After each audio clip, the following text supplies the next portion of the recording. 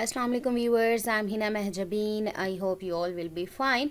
आज मैं आपके साथ शेयर करने वाली हूँ MGT 501 ह्यूमन रिसोर्स मैनेजमेंट के क्विज़ नंबर 3 का सोल्यूशन। बट क्विज़ शेयर करने से पहले अगर आप मेरे चैनल पर न्यू हैं देन प्लीज़ मेरे चैनल को सब्सक्राइब कर दें, बेल आइकन को क्लिक करना मत भूलिएगा ताकि upcoming lectures, different assignments, quizzes and papers के नोटिफिकेशंस आप तक पहुँच जाएँ। लाइक भी कीजिएगा, शेयर भी कीजिएगा। Okay ji, let's start from question number 1, that is mister Ali got suspended from the office for being at leave of 2 days without prior intimation.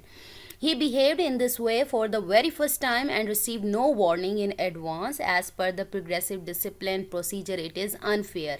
क्योंकि अगर कोई पहली बार गलती करता है तो उसे वार्न किया जाता है, लेकिन यहाँ पर वार्निंग ही एडवांस में नहीं दी गई, so it's unfair. Question number 2 is a period of time of work as a result of disciplinary process which may be for 1 day or week, several weeks is known as a suspension. यानी suspend कर देते हैं time off. Okay, next question number 3 is protection from discrimination and provision of safe working environment is an example of statutory law.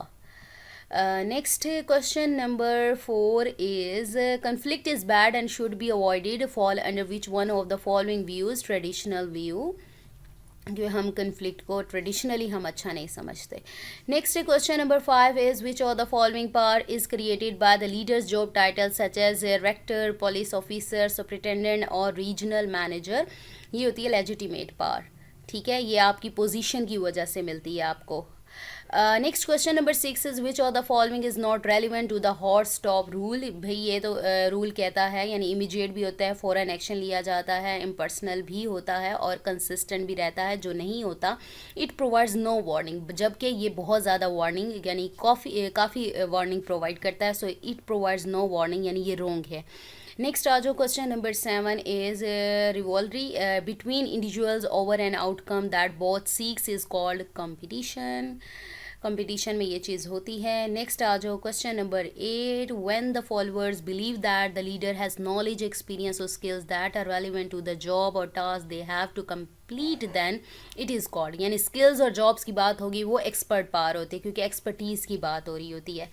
ठीक है. अच्छा जी, ये parts जो हैं, ये टाइप्स ऑफ पार्ट्स, ये अच्छे तरीके से कीजिएगा क्योंकि 3-4 क्वेश्चन ऐसे आ रहे हैं जो पार्ट से ही रिलेटेड हैं.